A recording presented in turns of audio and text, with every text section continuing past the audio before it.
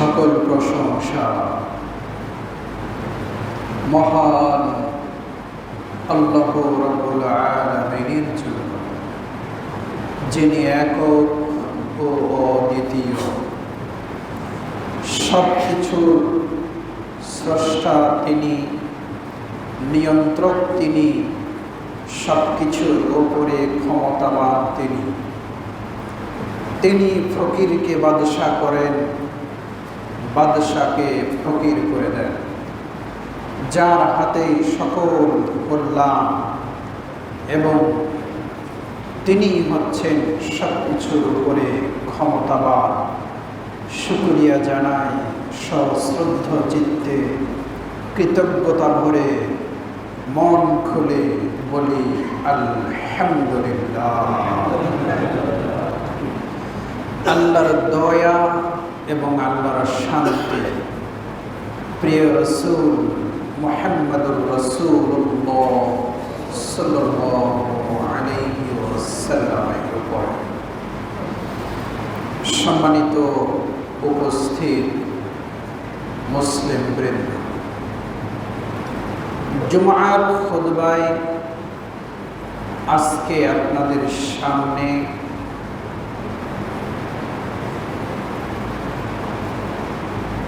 কোরআনুল কারীমের মুআজিজা, নিজ চোখে দেখা মুআজিজা সম্পর্কে আলোচনা করব। কোরআনুল কারীমের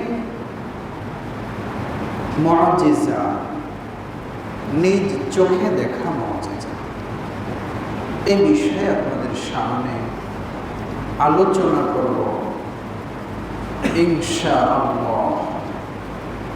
আমার কেউ যদি কোনো জিনিস চোখে দেখে, এটার প্রতি আইনুল ইয়াকিন, গত 2 জুমা আপনাদের সামনে আলোচনা করেছি ইয়াকিন তথা দৃঢ় বিশ্বাস সম্পর্কে। তো দৃঢ় বিশ্বাস মানুষ লাভ করে কয়ভাবে? 3 ভাবে। একটা, সত্যবাদী কোনো ব্যক্তির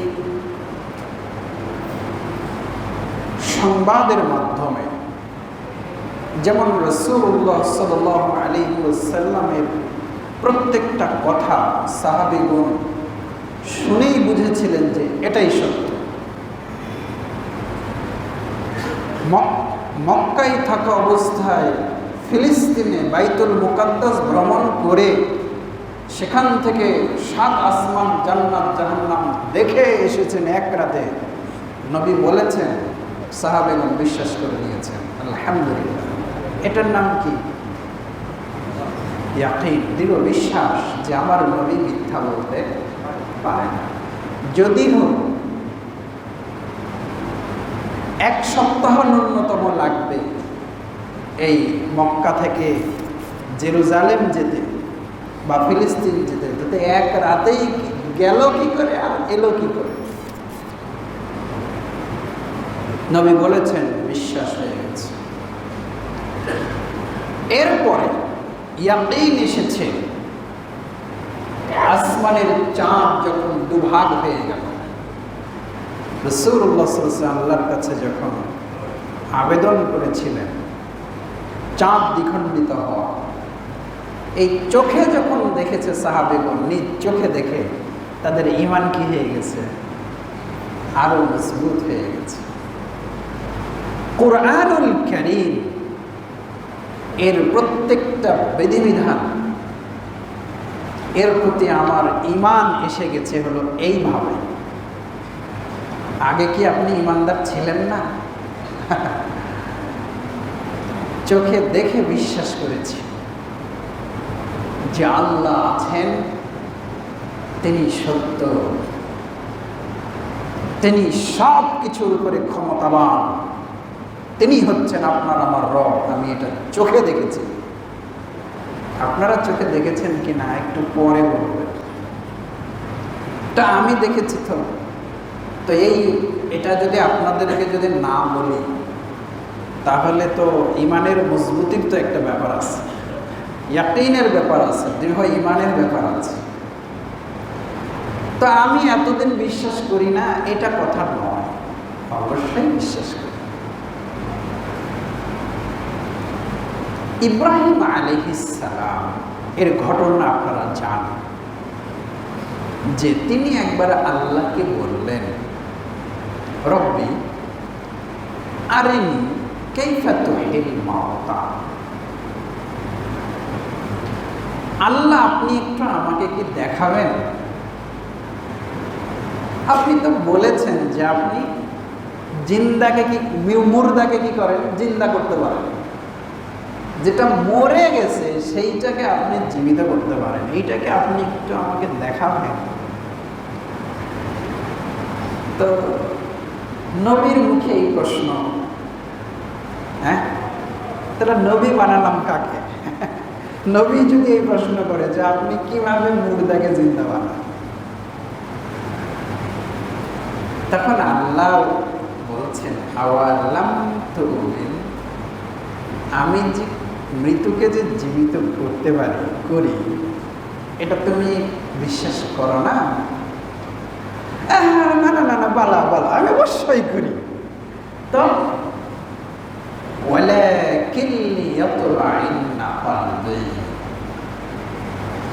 এটা যদি একটু দেখতাম যে আপনি কেমনে করেন, তাহলে আমার মনের সংশয় সন্দেহ শুধু দূরই হতো না, আমার মনে এক জাতীয় প্রশান্তি আসত, আপনার প্রতি এক জাতীয়, আমি তো বিশ্বাস করি, না করার তো কিছু নেই, তবে নিজ চোখে দেখলে এটা আমার মনে একটা শান্তি আসত। আপনারা বলেন তো, ওই মনে করেন ঢাকায় একটা বিল্ডিংয়ে আগুন লেগেছে, ওই বিল্ডিংয়ে আপনার ছেলেটা ছিল, তো আগুন নেভার পরে ছেলেটা যদি আপনাকে ফোন করে বলে যে আব্বা আমি ঠিক আছি, আপনি বিশ্বাস করছেন না, করেন না? হ্যাঁ, তারপরেও মা করবে কি জানেন, না দেখুন কি, মা কি বিশ্বাস করে নাই যে আমার সন্তান বেঁচে আছে? ফোনে তো কথা হয়েছে, তারপরে মা কি বলবে, বাড়িতে আসতে মেয়েনা দেখুন কোথাও লাগেছে নাকি, হয়তো আমার বলে না, হয়তো পুরে টুরে গেছে, কিন্তু হয়তো বলছে না, মা বাবা চিন্তা করবে, তা আমি না দেখবো, দাবি করে কি করে না। তো যখন বিশ্বাস করছে যে আমার ছেলে বেঁচে আছে, বিশ্বাসের ঘাটতি নাই, কিন্তু দেখলে কি আসবে মায়ের মনে? পরিতৃপ্তি আসবে। এই কথাটা কি বুঝতে পারছেন? পরিতৃপ্তি জিনিস একটা, আর বিশ্বাস আরেকটা। বিশ্বাসটা করেইছে, ইব্রাহিম আলাইহিস সালাম বিশ্বাস করেছে, তো উনি একটু মনের পরিতৃপ্তির জন্য কি করেন, আল্লাহকে বললেন যে কাইফা তুহিল মাউতা, আপনি কি করে মুর্দাকে জীবিত করেন? আল্লাহ বললেন, ফাখুজ আরবাআতাম মিনাত তায়রি ফাসুরহুন্না ইলাইকা, তুমি 4টি পাখি নাও, এটা কিন্তু কোরআনের ঘটনা, 4টি পাখি নাও, নিয়ে কি করবা, পাখিগুলোকে তুমি তোমার কাছে লালন পালন করো। দুটো কারণ, একই রকম পাখি কিন্তু নিজের, একই রকম মুরগি কিন্তু নিজের মুরগি কোনটা, এটা চিনতে গেলে নিজের বাড়িতে যেগুলো থাকে, আপনাদের মা বোনেরা কিন্তু দেখবেন, যত মুরগি একসাথে ধান খাক না কেন, ঠিকই ছেলে কোনটা আমার, কোনটা আমার জায়ের, কোনটা আমার শাশুড়ির, মুরগি ছেলে না কেন? ওটা কাছে থাকতে হয়, তাই আমি তো বলি, শুধু মুরগি ছেলে না, একটা মুরগি ঘরাতে যদি তিনজন জায়ের যদি 3টা ডিম পারে, তো 3 যা ঠিকই বুঝবে যে কোনটা কার ডিম, কার মুরগির ডিম কোনটা, এটা চিনতে পারে না? আলহামদুলিল্লাহ। প্রিয় সুধী, তো ইব্রাহিম আলাইহিস সালামকে বলা হলো, আর এটা একটা দ্বিতীয়, যার মুরগি যদি যে লালন পালন করে বেলা শেষে তার কাছেই ফিরে আসে, টিটি টিটি করে যদি ডাক দেয়, তা আপনার গলা শুনে আপনার মুরগিগুলো আপনার কাছে আসবে, অন্যগুলো আসবে না, ঠিক কিনা? তো এই জন্য বললেন যে 4টা পাখি তোমার কাছে রাখো কিছুদিন। ইব্রাহিম আলাইহিস সালাম রাখলেন, পোষ মানলেন। এরপরে বললেন এগুলোকে টুকরা টুকরা করো, কাটো, জবাই করো, পাট টু পাট আলাদা করো, করলেন। এরপরে কি বললেন আল্লাহ, এগুলো পাহাড়ের উপরে গোশত টুকরাগুলো আলাদা করে রেখে এসো। ঠিক আছে, রেখে আসলেন। এরপরে ফাদউহুন্না, ডাক দাও। তুমি যেভাবে ডাকো, আমাদের মায়েরা মুরগিকে ডাকে না, হ্যাঁ, হাঁস মুরগিকে ডাকে তো। তুমি তোমার মতো করে যেভাবে ডাকলে ওরা তোমার কাছে আসতো, এভাবে তুমি এখন ডাক দাও। ইব্রাহিম আলাইহিস সালাম ডাক দিলেন, ফাসুরহুন্না ইলাইকা সুম্মা ইয়াতিকা সায়া। ডাকার সাথে সাথে কেমনে যে কি হলো, মুহূর্তের মধ্যে হাড়ে হাড়, গোশতে গোশত, চামড়ায় চামড়া, পাখায় পাখা, মাথায় মাথা, চোখে চোখ এমন করে মিলে যে আবার জিন্দা একটা পাখি, 4টা পাখি হয়ে দৌড়ে চলে আসলো। ইব্রাহিম আলাইহিস সালাম ডাক দেন, আয় আয় আয়, পাখিগুলো চলে আসলো। সুবহানাল্লাহ।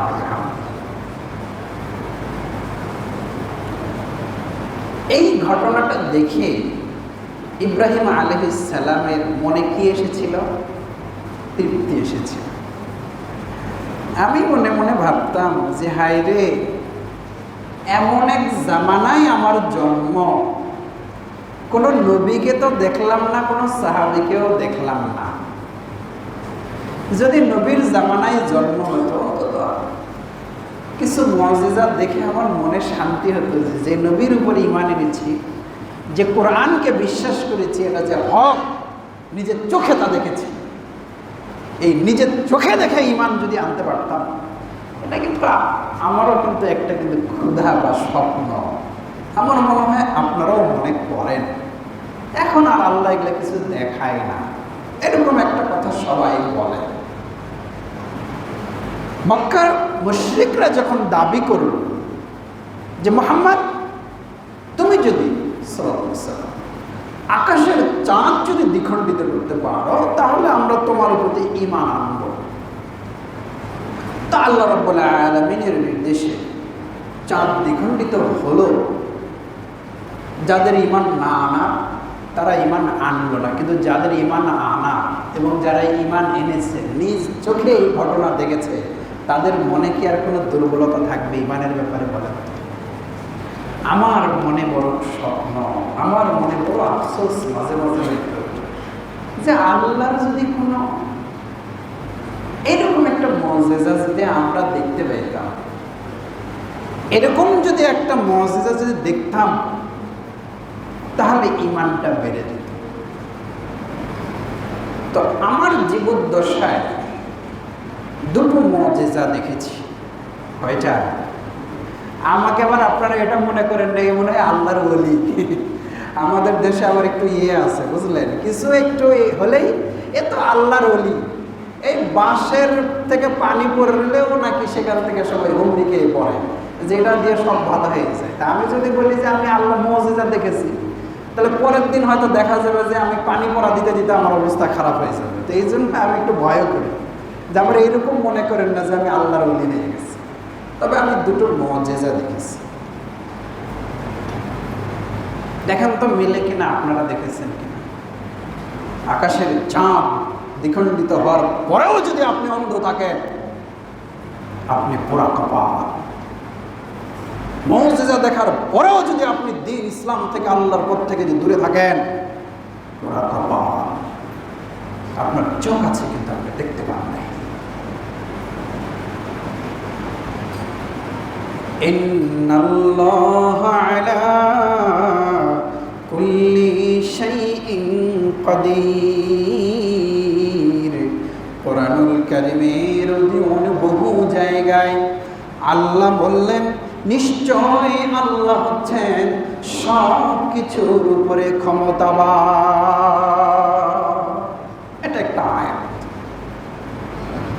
সব কিছুর উপরে একজন ক্ষমতাবান, তিনি হচ্ছেন আল্লাহ। তার ক্ষমতার, তার কবজার বাইরে কেউ নয়। তো আমরা ভুলে যাই। আমরা কি করি? ভুলে যাই। কিন্তু যখন সারা পৃথিবীতে যখন করোনা মহামারী যখন এসে গেল, তখন সবার রাইফেল কি আর বন্দুক কি আর ডাক্তার কি আর কবরাজ কি, এই কিছু কিছু যে পীর ফকির আছে না, এদের ফু দিলে বলে সব ইয়ে হয়ে যায়। কোথায় সব? কয় সব ফুয়ালারা যারা মনে করে যে আমার পীর কিয়ামতের দিন জাহাজ নিয়ে হাজির হবে, যত আমার মুরিদ আছে সব মুরিদকে ওই জাহাজে চড়ে জান্নাতে নিয়ে যাবে। কোথায় সেই? আহাম্মকের একটা জায়গা আছে, ভণ্ডামিরও একটা জায়গা আছে। মানুষ এগুলো বিশ্বাস করে কত? একদম লোক হুমড়ি খেয়ে পড়ে। তারা কি করেছে? ইয়াত্তাখিযুনা আরবাবান আহবারুম ওয়া রুহবানাহুম আরবাবান মিন দুনিল্লাহ। এরা এদের পণ্ডিত পীর দরবেশকেরা রব বলে মানে, মুশরিক। কিন্তু বুঝতে পারে না যে এটা শিরক, অন্ধ হয়ে গেছে। মক্কার মুশরিকরা বুঝতে পারতো না যে শিরক কি। এই তথাকথিত অন্ধ মুরিদরা বুঝতে পারে না যে শিরক কি, এজন্য মাজারে যাচ্ছে। দুর্ভাগ্য। তো মুজিজা দেখেন, ডাক্তার কবিরাজ prescription, ECG, X ray, antibiotic, higher antibiotic, যাদের হাতে রাইফেল থাকে, রাইফেল, যাদের হাতে পরমাণু অ্যাটম রয়েছিল, তারা সব ফেল হয়ে বসে আছে। কারো কোনো ক্ষমতা কাজে লাগে না, সব ক্ষমতা কার? আল্লাহ। এটা বিশ্ববাসী দেখে নাই? আপনি মুজিজা দেখেন নাই আল্লাহ? হ্যাঁ, খালি আমি দেখছি, আমি পীর সাহেব। এটা একটা। দুই, আল্লাহ বলেন, কুলিল্লাহুম্মা মালিকাল মুলকি তুতিল মুলকা মান তাশাউ ওয়া তানজিউল মুলকা মিম্মান তাশাউ ওয়া তুইজ্জু মান তাশাউ ওয়া তুযিল্লু মান তাশাউ ওয়া বিয়াদিকাল খায়র ইন্নাকা আলা কুল্লি শাইইন কাদির। আল্লাহ বলেন যে, হে নবী আপনি বলেন, আল্লাহুম্মা, হে আমার রব, তুমি হচ্ছ বাদশাহীর মালিক। বাদশাহীর মালিক মূলত কে? মালিকাল মুলকি তুতিল মুলকা মান তাশা, তুমি যাকে চাও তাকে তুমি রাজত্ব দাও। ওয়া তানজিউল মুলকা মিম্মান তাশা, আর যার কাছ থেকে চাও তার কাছ থেকে তুমি রাজত্ব ছিনায় নাও। ওয়া তুইজ্জু মান তাশা, তুমি যাকে চাও সম্মানিত করো। ওয়া তুযিল্লু মান তাশা, আর তুমি যাকে চাও তাকে তুমি লাঞ্ছিত অপমানিত করে ছাড়ো। সব কিছুর কল্যাণ তোমার হাতে, আর তুমি হলে সবার উপরে ক্ষমতাবান। এটা হলো আল্লাহর ঘোষণা। তো মনে হয়তো যে আহারে, নবীর যুগে যদি জন্ম হইতো তো কিছু মুজিজা দেখতে পাইতাম। কিন্তু মুজিজা আল্লাহর অস্তিত্বের প্রমাণ আল্লাহ যুগে যুগেই দান করে। সেটা আপনাকে আমাকে চোখে দেখতে হবে, খুঁজে নিতে হবে। এই যে দেখেন, আল্লাহ যাকে চান তাকে কি দেন? রাজত্ব দেন। আল্লাহ চাইলে রাজত্ব কি করে নেন? ছিনিয়ে নেন। ছিনিয়ে নেওয়া শব্দটা এখানে আছে। তানজিউল মুলকা মানে কি জানেন? ছিনিয়ে নেওয়া, ধাক্কা মারে বের করে বাট নাম চেয়ার থেকে। তো ইজ্জু মান তাশা, যাকে চান সম্মানিত করে। তুযিল্লু মান তাশা, যাকে চান অপমানিত করে, লাঞ্ছিত করে। সব কিছু তোমার হাতে। এই আয়াত জানার পরে আমি বর্তনী মসজিদের কেন্দ্রীয় বাজার মসজিদের খতিব, আমার তো বিশাল পদ, আমার তো অনেক সম্মান, আমার প্রতি তো অনেক ভালোবাসা। এইটা মনে করে যদি আমার ভিতরে যদি অহংকার আসে, কি আসে? অহংকার আসে, তাহলে অহংকারটা হলো আল্লাহর গায়ের চাদর আর লঙ্গি। অহংকারকে আল্লাহ কিসের সাথে তুলনা করেছেন? আল কিবরিয়াউ হৃদয়। অহংকারটা হলো আমার গায়ের চাদর। মানে কেউ কারো গায়ের চাদর ধরে যদি টান দেয়, এটা বলেন তো এটা কেমন হবে? হ্যাঁ, আপনার গায়ের চাদর, আপনার গায়ের জামা ধরে আমি যদি টান দিই, খুলে নিই, তা এটা তার সাথে চরম বেয়াদবি কিনা বলেন তো? আপনার পাঞ্জাবি যদি আমি খুলে নিই বাজারে, তো চাদরের উদাহরণ দেওয়া হচ্ছে কেন? সে যদি মানুষ তো আমাদের মতো এরকম সেলাইওয়ালা জামা, তখন যখন এই আয়াতটা নাজিল হচ্ছে তখন তো এরকম তো ছিল, কই ছিল? হ্যাঁ, কমিজ ছিল, কিছু সেলাইওয়ালা জামা ছিল, কিন্তু সেটা ছিল খুব দুষ্প্রাপ্য। সাধারণত মানুষ লম্বা কাপড় কোমরে পেঁচাই দিত, লুঙ্গির মতো করে ফাঁক থাকত, আবার আরেকটা লম্বা সাদা বা যে রঙের কাপড় গায়ে জড়িয়ে নিত। সালাদ সিয়াম সব ওই রকম ওটার করে, অসুবিধা। সেলাই জামা ছিল কিন্তু কম। তো অহংকার কি জিনিস? আল্লাহর গায়ের চাদর। এটা যদি কেউ টান দেয় তো আল্লাহ ওকে কি করে? এই অহংকার হলো আমার গায়ের চাদর। আল্লাহ বলে, এইটা তুমি টান দিলে কেন? মানে তুমি অহংকার করলা কেন? তুমি অহংকারের কে? আল্লাহর কসম, আজকে আমাকে আপনারা যত ভালোবাসেন, পরামর্শ দেন, দোয়া করেন আমার জন্য, আমার প্রত্যেকটা কথা আপনারা ডান কানে শোনেন বলে আমি বিশ্বাসী। ইনশাআল্লাহ আমি হতাশাবাদী নই। এতে করে কি এই মর্যাদা, এই সম্মান আমার নিজস্ব ব্যক্তিগত কোনো যোগ্যতা? এখনই একটা অসুখে আমার গলা বন্ধ হয়ে যেতে কতক্ষণ লাগবে বাবা? আমি যে লেকচার মারতেছি, কতক্ষণ লাগবে আমার গলা বন্ধ হতে? কয় মুহূর্ত লাগবে? আমি যদি কিছু বিদ্যা অর্জন করে থাকি তা আল্লাহ তো আমাকে দিয়েছে, আমার কি অহংকার? এই জিনিসটা ভুলে যেতে, পাগল হতে আমার কতক্ষণ লাগবে যদি আল্লাহ মনে করেন? আমার কি অহংকার? আমার তো অহংকারের কোনো সুযোগ নেই। আল্লাহ এই কথা বলেন, তুইজ্জু মান তাশা ওয়া তুযিল্লু মান তাশা।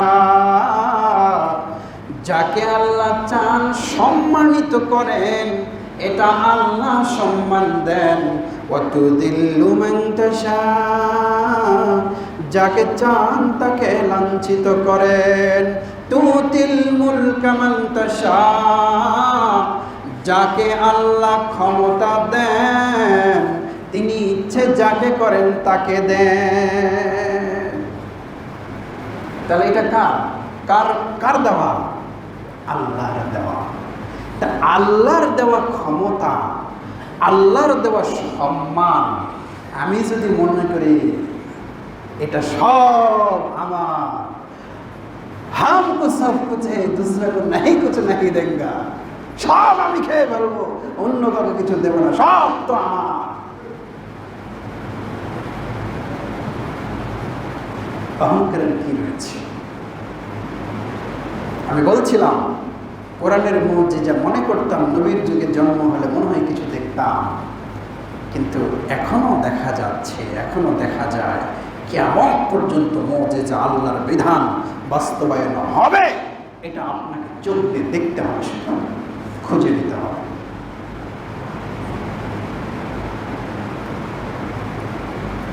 সাংবাদিক পক্ষে, পুলিশ পক্ষে, আর্মি পক্ষে, বিজিবি পক্ষে,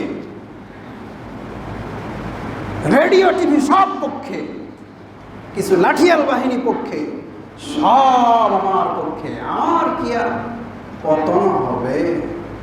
আমার হাত থেকে কি রাজ্য চলে যাবে? এটা কি ভাবা যায়? না, হতেই পারে না। রাজ্য টেকানোর জন্য, ক্ষমতা টেকানোর জন্য যা যা লাগে সব তো আমার রেডি। গোস্ত কিনেছি, মাছ কিনেছি, গোস্ত মাছ রান্না করার জন্য তরকারি মশলাপাতি কিনেছি, রান্না করার জন্য যা ব্যবস্থা স্ত্রীকে দিয়েছি, স্ত্রী রান্নাও করেছে। আপনি মনে করেন না যে আপনি বাজার করেছেন, কিনেছেন, মার্কেট করেছেন, নুন ঝাল কিনেছেন, স্ত্রীকে রান্না করতে দিয়েছেন, টেবিলে সাজানো হয়েছে বলে আপনার রিজিক আপনার পেটে এই রিজিক যাবে, এই অহংকার করার আপনার কোনো সুযোগ নাই। কিসের অহংকার? কিসের দাম্ভিকতা? কুরআনুল কারীমের মুজিজা আমি দেখেছি, আল্লাহ যাকে চান তাকে ক্ষমতা দেন, যার কাছ থেকে চান ক্ষমতা ছিনায় নেন।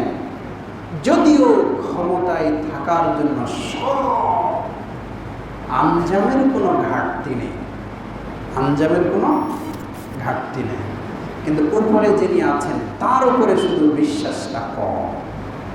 হ্যাঁ, সব দুনিয়ার উপকরণ আছে, কিন্তু আল্লাহ যদি মনে করেন যে নামো সময় শেষ, লিকুল্লি উম্মাতিন আজাল, প্রত্যেকটা জাতির একটা সুনির্দিষ্ট কাল রয়েছে, চাইলেও ওটা ও 2050 পার করতে পারবে না।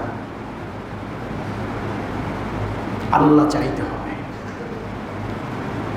তো প্রিয় সুধী, এই কথাগুলো বলার পিছনে একটা আমার উদ্দেশ্য রয়েছে। উদ্দেশ্য হল এদেশের আমরা মানুষ, সকলেই আমরা মানুষ, আমাদের সকলের অধিকার রয়েছে।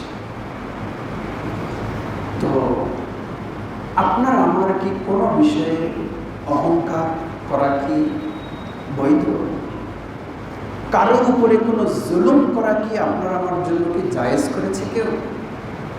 ইন্নাল্লাহা লা ইউহিব্বুজ জালিমিন, জালিমদেরকে তো আল্লাহ ভালোবাসে না, জুলুমকে আল্লাহ ভালোবাসেন। এটা কোরআনের কথা, আমি কোনো ব্যক্তি কোনো দলকে লক্ষ্য করে বলার বিপক্ষে আমি।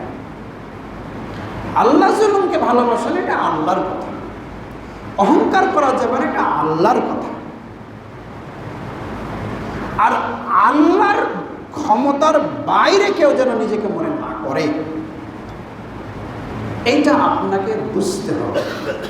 যেই থাকেন, যেখানে থাকেন, যে অফিসে থাকেন, যে ক্ষেত্রে থাকেন, ইমামতি মুয়াজ্জিনি বলে কোনো কথা নেই। যে যেখানে আছেন মনে করবেন যে আপনার উপরে কে আছেন? আল্লাহ আছে। আমার হাতে লাঠি আছে বলে আমি জুলুম করতে পারি না। আমি কোনো এক বক্তব্যে বলেছিলাম, আমি বাংলাদেশের ডাক্তারদের উপরে আমি খুবই আস্থাশীল, ভক্তি আমার রয়েছে। তারা জাতির যে সেবা দান করে এরকম সেবা আর কেউ দেয় না। আলহামদুলিল্লাহ, আল্লাহ তাদেরকে আরো মেধা যোগ্যতা বাড়িয়ে দিই। কিন্তু যখন কিছু কিছু ডাক্তার রোগীর সাথে রোগীর উপরে জুলুম শুরু করলো, কি শুরু করলো? জুলুম। রোগীর উপরে অত্যাচার শুরু করলো। হুজুর রোগীর উপরে কি করে জুলুম অত্যাচার শুরু করে? মারছে নাকি? আমি সেটা বলিনি। ওজের টেস্ট বাণিজ্য অমুক ডায়াগনস্টিক সেন্টারের সাথে তার চুক্তি আছে, রোগী পাঠাতে পারলেও এত % কমিশন পাবে, লাগুক আর না লাগুক। করে না? ভুক্তভোগী কে হন নাই? জুলুম কিনা? শিক্ষা নিতে হবে।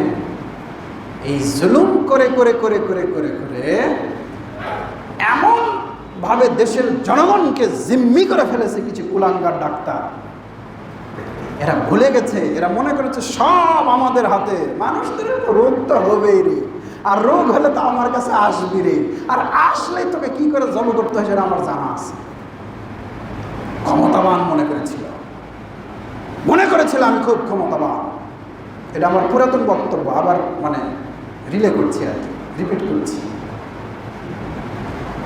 এমন হওয়া হলো এই বদমাইশগুলোর জন্য, দলে দলে এই ডাক্তারদের উপরে আস্থাহীনতায় জুলুমের শিকার হয়ে দলে দলে লাখো লাখো মানুষ চিকিৎসার জন্য ইন্ডিয়া চলে যাচ্ছে। এই রোগীগুলো তোমার কাছ থেকে আরেক জায়গায় কে নিয়ে গেছে? তোমার জুলুমের কারণে তোমার ব্যাঘাত হয়ে গেছে, তুমি বুঝতে পারোনি। এটা হলো তোমার শিক্ষা। মানুষ কেন ইন্ডিয়া যাবে? ইন্ডিয়া কি দেশের মানুষ ভালোবাসে? প্রতিবেশী তারা আমাদের, প্রতিবেশীর সাথে আমাদের ভালো সুসম্পর্ক থাকবে, ব্যবসা থাকবে, বাণিজ্য থাকবে, চুক্তি থাকবে, সব থাকবে। কিন্তু দলে দলে শুধু কি তাই? আমার জানা MBBS পাস করে সে নিজে চিকিৎসা করে, সে নিজেই চিকিৎসার জন্য ইন্ডিয়া গেছে। এটা আমি নিজে জেনেছি, এটা আমার দেখা। ভাই আপনিও যান, কি করবো ভাই, দেশে তো কাজ হচ্ছে না। এই যে জনগণের উপরে জুলুম দুনিয়াতে ফল পেয়েছেন, এই জন্য আমি বলি, দেখেন কোন ক্ষেত্রে কোন জায়গায় আল্লাহর ওয়াস্তে জুলুম করবেন না, অহংকার করবেন না। জুলুমকারীর ফল মনে হচ্ছে টাটকা, আপনি এখন পাচ্ছেন ডাক্তারদের মতো, কিন্তু কি করে এটা আপনার ব্যাঘাত হয়ে যাবে বুঝতে পারবেন না। অতএব জুলুম থেকে বাঁচতে হবে। তো প্রিয় সুধী, আল্লাহ চাইলে মহা ক্ষমতাবান ফেরাউন, নমরুদ, আর যে কে হোক না কেন মহা ক্ষমতাবান, যারা মনে করে যে আমরা সর্বে সর্বা, আমাদেরকে কে কি করে, তাদের জন্য পৃথিবীতে হলো গত 5 তারিখের নজির। আওয়ামী লীগ বিএনপি বলে কোনো কথা নেই, সবাই আমার মুসলিম। সবার শিক্ষা নিতে হবে যে আমরা চাইলেই সব হবে না, উপরওয়ালা আছে, তার উপরে বিশ্বাস করে তারাও যেমন চলবে, আপনিও চলবেন, আমিও চলবো। এখন ফাঁকা ফিল বলে একটা কথা বলে রাখি,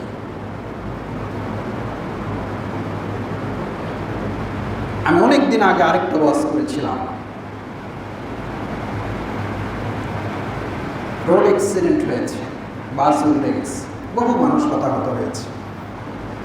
দেশের জনগণ কেউ পানি নিয়ে যাচ্ছে, কেউ শান করে নিয়ে যায়, মেয়েরা তাদের শাড়ি ছিঁড়ে ব্যান্ডেজ বেঁধে দিচ্ছে, হাত কাটে গেছে, পা কেটে গেছে, রক্ত ঝরছে। ছেলেরা বের করে নিয়ে যার ভ্যান আছে, যার রিক্সা আছে, দলে দলে মানুষ হাসপাতালে নিয়ে যাচ্ছে।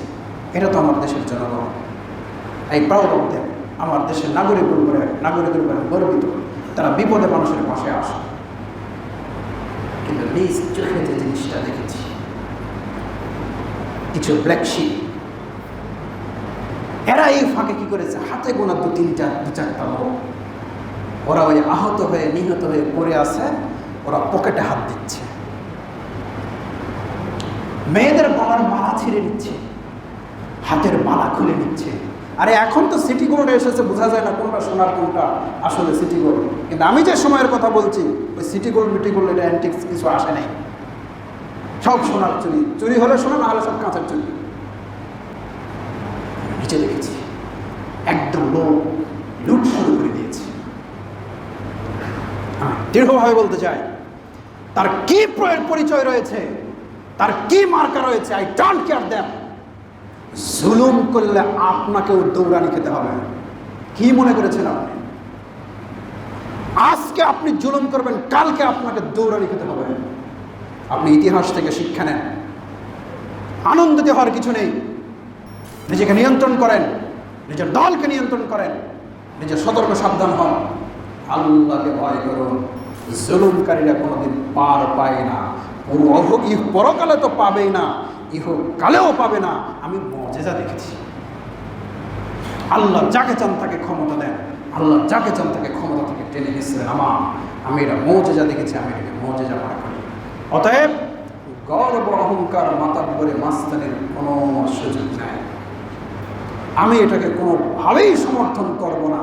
যারা জনগণের হক নষ্ট করে, যারা জনগণের উপরে অন্যায় করে, আমি কাউকেই আমি কোনোভাবেই সমর্থন করি না, করব না। আমার কথা চলবে।